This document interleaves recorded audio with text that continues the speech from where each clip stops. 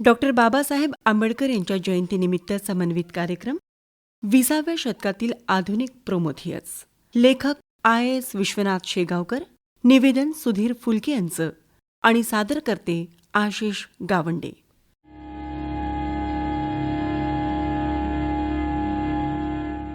पाषाण युगातील एक चित्तथरारक ग्रीक दंतकथा प्रसिद्ध आहे. त्या काळी ग्रीक देशात मनुष्य जातीवर जीवघेणी हल्ले करून हिंस्त्र पशूंनी मांसभक्षणाचा तडाखा लावला.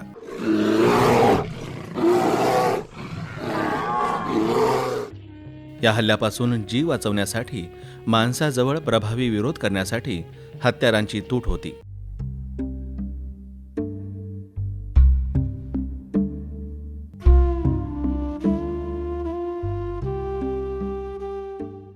दगड, धोंडे, लाकडी अवजारे या श्वापदांचा नायनाट करण्यासाठी दुबळी ठरली. मनुष्यजात हबकून गेली. अशा विनाशकारी प्रसंगाला तोंड देण्यासाठी प्रखर प्रतिरोधात्मक फळी उभी केल्याशिवाय मानव वंशाचे जतन करणे मोठे जिकरीचे काम झाले होते. थोडक्यात श्वापदांच्या अखंड हल्ल्यासमोर मानवजात निराशेच्या गर्तेत सापडली. श्वापदांच्या विरुद्ध परिणामकारक साधनांचा वापर मानवाकडून व्हायला अपेक्षित होता, पण त्या पाषाण युगात दारुगोळा अशा स्फोटक पदार्थांचा शोध लागला नव्हता. साध्या लोखंडाचाही शोध अजून लागायचा होता. पण ग्रीक दंतकथा असे दर्शवते की ग्रीक देशात अग्नीचा शोध लागला होता. पण ग्रीक सत्ताधीशांनी दुष्टबुद्धीने अग्नीला एका गुप्त ठिकाणी लपून ठेवले. असे समजते की ग्रीक सत्ताधीश मानवजातीवर खूप नाराज होता. त्याला मानव वंशाचा समूळ विध्वंस करायचा होता. त्यामुळेच ग्रीक सत्ताधीशांनी एकीकडे श्वापदांची संख्या मुद्दाम अधिक वाढवून ठेवली होती.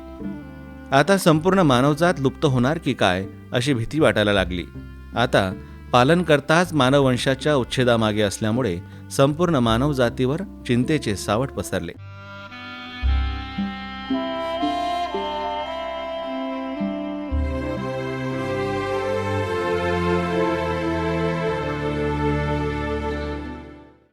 ही मानवजातीची दयनीय केविलवाणी परिस्थिती पाहून प्रोमेथियस नावाचा एक निर्भीड आणि मानवतावादी पुरुष ग्रीक सत्ताधीशांच्या इच्छेविरुद्ध मानववंशाचा कैवार घेण्यासाठी मोठ्या नेकीने समोर आला.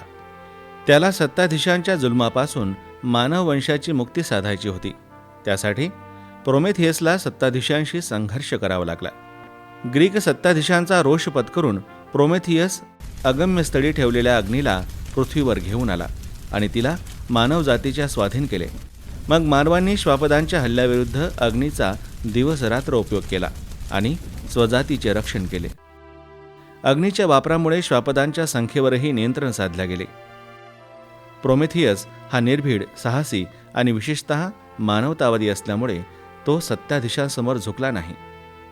त्याने सत्ताधीशांविरुद्ध उघड बंड पुकारले आणि मानवजातीला शक्तिशाली करण्यासाठी एक भव्य योजना आखली. केवळ श्वापदांपासून मानववंशाचे संरक्षण नाही, तर प्रोमेथियसने त्यांचा सर्वांगीण विकास साधण्यासाठी माणसाला लिहिण्या वाचण्याची तऱ्हा शिकवली. निरंतर सुखद उदरनिर्वाहासाठी कृषी, वैद्यकशास्त्र, गणित, वास्तुशिल्प आणि धातुशास्त्रांचे शिक्षण दिले. आता सत्ताधीशांपेक्षा मानवजातीला प्रोमेथियस हाच त्यांचा खराखुरा रक्षक, पोशिंदा वाटू लागला. त्यामुळे प्रोमेथियसला ग्रीक देशात मानवी सभ्यतेचा पिता असे मानले जाऊ लागले.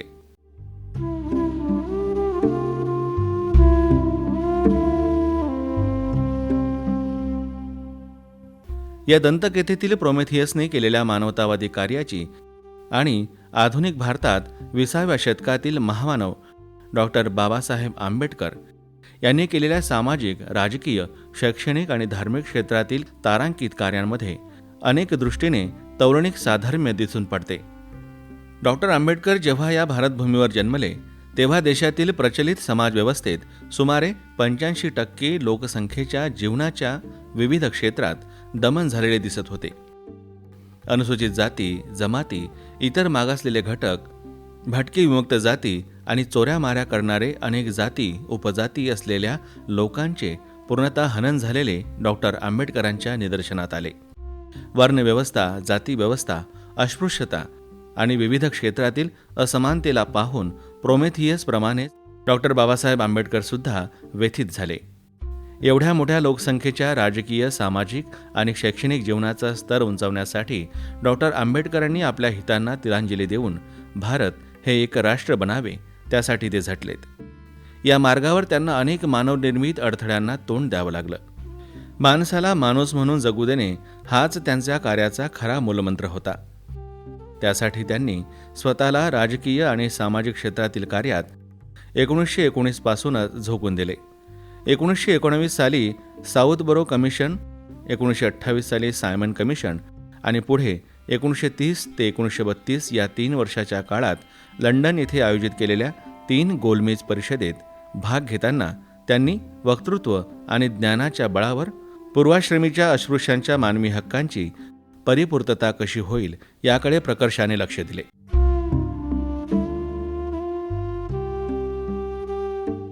हे कार्य करीत असताना त्यांनी सर्व भारतीयांना मतदानाचा अधिकार मिळावा यासाठी जीवाचा आटापिटा केला.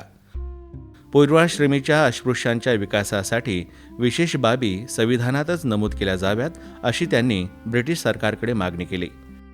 1942 साली डॉक्टर आंबेडकर ब्रिटिश मध्यवर्ती शासनात मजूर आणि सिंचन मंत्री असताना कामगार कल्याणाचे अनेक उपक्रम त्यांनी सुरू केलेत. ते आज स्थितीतही चालू आहेत. जसे कामाचे तास 12हून 8 तास केले, स्त्री पुरुषांना समान कामासाठी समान मोबदला, महिला कर्मचाऱ्यांना अधिकृत पगारी प्रसूती रजा, कामगारांना आठवड्यातून 1 दिवसाची अनिवार्य सुटी, भविष्य निर्वाह निधी आणि सेवा योजना कार्यालयाची निर्मिती अशा विविध प्रावधानांचा उल्लेख करता येईल.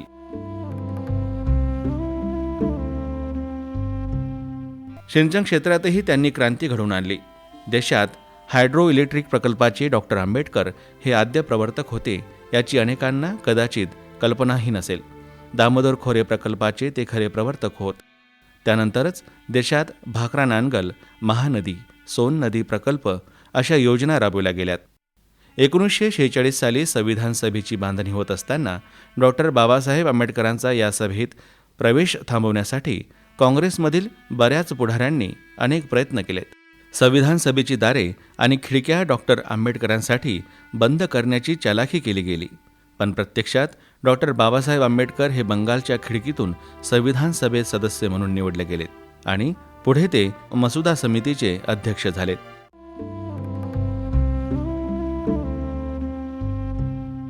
संविधान निर्मिती काळात डॉक्टर आंबेडकरांनी स्वतःच्या प्रकृतीकडे दुर्लक्ष करून राष्ट्रीय कार्याला प्रथम प्राधान्य दिले.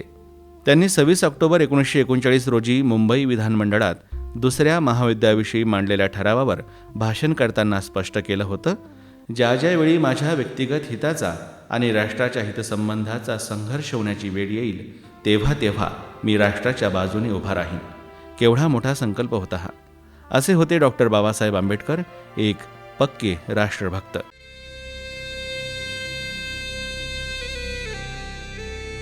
भीमाईच्या भासराचा, रामजीच्या लेकराचा, पाय गुण असा भारी, जागा केवा जग जेठीगा,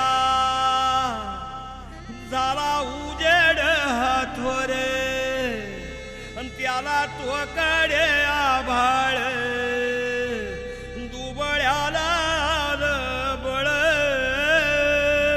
घुंगराची माझे काठीगा,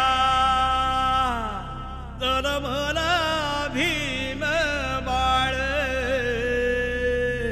भीमाईच्या पोटीगा. तत्कालीन भारतीय समाजाच्या आंतरिक जडणघडणीसंबंधी डॉक्टर आंबेडकरांना पूर्ण कल्पना होती. संविधान निर्मितीची संधी युगायुगात केवळ एकाला मिळते याची त्यांना पूर्ण जाणीव होती. म्हणून त्यांनी या संधीचा भरपूर फायदा घेऊन देशाला एक संघ राष्ट्र बनवण्यासाठी जीवाचा आटापिटा केला. वर्णव्यवस्था, जातीव्यवस्था, अस्पृश्यता आणि असमानतेच्या पायावर तत्कालीन भारतीय समाजाची रचना असल्यानंतरही त्यांनी संविधान सभेत विरोधकांची मने जिंकून एक एक कलम सकारात्मकदृष्ट्या मंजूर करून घेतलं. त्यात प्रामुख्याने अनुसूचित जाती, जमाती, इतर मागासलेले घटक आणि भटक्या विमुक्त जाती इत्यादींच्या विकासासंबंधीच्या प्रावधानांचा समावेश होतो. संविधानात एक माणूस, एक मत, एक किंमत हे तत्त्व मान्य करून घेतले. प्रत्येक प्रौढाला मतदानाचा समान अधिकार दिला. सर्व नागरिकांना कायद्यासमोर समानतेचा, स्वातंत्र्याचा अधिकार बहाल केला. त्याशिवाय धार्मिक स्वातंत्र्य दिले. शोषणाविरुद्ध संवैधानिक लढा देण्याची कायदेशीर व्यवस्था प्रदान केली. शिक्षण प्राप्त करण्याचा अधिकार आणि देशात कोठेही उद्योग उभारण्याचे स्वातंत्र्य दिले.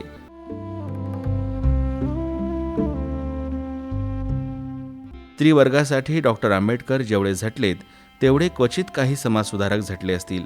त्यांनी मांडलेल्या हिंदू कोड बिलाच्या माध्यमातूनच 1955 आणि 1956 साली हिंदू विवाह कायदा, हिंदू वारसा हक्क कायदा, हिंदू पालकत्व कायदा आणि हिंदू दत्तक आणि पोटगी कायदा अंमलात आलेत.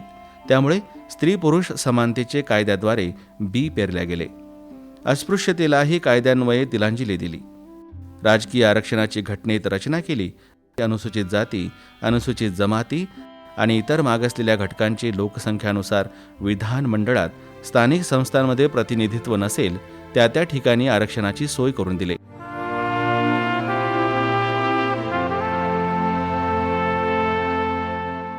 एवढे मोठे खणखणीत अपूर्व कार्य 20व्या शताब्दीच्या मध्यांपर्यंत त्यांच्या वयाच्या 65 वर्षातच आपल्या डोळ्यासमोर झाले. ही एक नवलाई ठरली आहे. जणू काही प्रोमेथियसप्रमाणे संविधानरूपी अग्नी डॉक्टर बाबासाहेब आंबेडकरांनी या देशाला अर्पण करून देशवासियांच्या समोर उभ्या राहिलेल्या सर्व प्रश्नांची तोडगे संविधानामार्फत सोडवण्यासाठी व्यवस्था केली. असा हा दस्तावेज जगातील सर्व संविधानापेक्षा सर्वश्रेष्ठ मानला जातो. ग्रीक दंतकथेतील प्रोमेथियसप्रमाणेच डॉक्टर बाबासाहेब आंबेडकरांचे आंतरबाह्य व्यक्तिमत्व भव्य, निर्भीड आणि मानवतावादी होते. प्रोमेथियसप्रमाणेच त्यांची ही बाह्य शरीरयष्टी धिप्पाड होती. त्यांची उंची 5 फूट 7 इंच असून वजन 80 किलोग्राम होते. त्याशिवाय त्यांच्या पाठीवर जगप्रसिद्ध विद्यापीठाकडून प्राप्त केलेल्या 7 पदव्यांचे पाठबळ होते. एवढेच नाही तर त्या पदव्यांच्या पाठबळाला शीलसंपन्नतेचीही संगत मिळाल्यामुळे डॉक्टर आंबेडकरांच्या व्यक्तिमत्वाची एकूण भारता खूपच वाढलेली होती. आता त्रयस्थ दृष्टीने जर प्रोमेथियसच्या कार्याचा आणि डॉक्टर बाबासाहेब आंबेडकर यांच्या आधुनिक भारतातील कार्याचा तौलनिक अभ्यास केला तर डॉक्टर आंबेडकरांचे कार्य अधिक साहसी, रोमांचित वाटणारे ठरते. यात संदेह नाही. विशेषवर्ती ग्रीक देशात प्रोमेथियसची गाठ फक्त एका सत्ताधीशांशी पडली होती. याउलट आधुनिक भारतात डॉक्टर बाबासाहेब आंबेडकरांच्या मार्गात तत्कालीन सामाजिक व्यवस्थेने खूप मोठा फास टाकला होता. त्यांच्या कामात अडथळे आणण्यासाठी विविध कथित धर्मपंडित सज्ज झाले होते. असे असतानाही डॉक्टर बाबासाहेब आंबेडकर नाबाद ठरलेत. नाबाद राहण्यासाठी डॉक्टर बाबासाहेब आंबेडकरांनी आपल्या भात्यातील विविध प्रकारच्या बाणांचा यशस्वीपणे मारा करून प्रतिकूल परिस्थिती आटोक्यात आणली.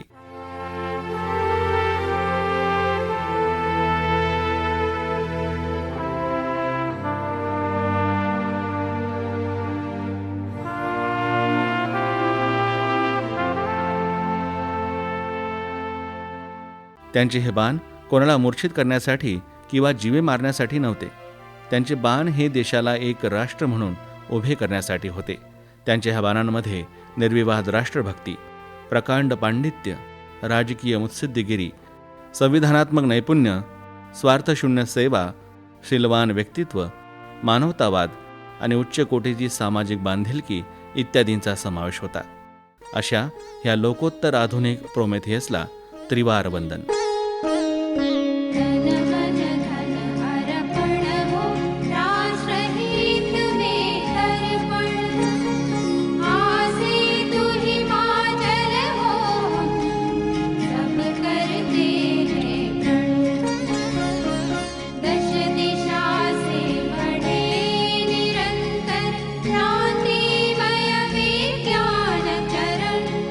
लोकतंत्र हो भारत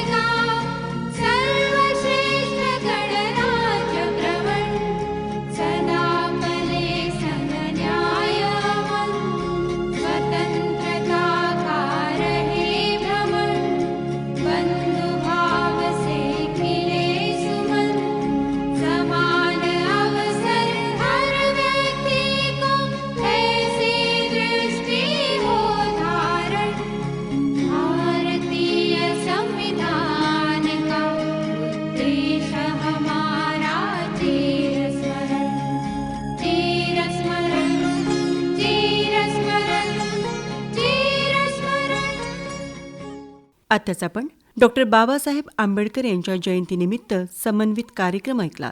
20व्या शतकातील आधुनिक प्रोमेथियस या कार्यक्रमाचे लेखक होते IAS विश्वनाथ शेगावकर.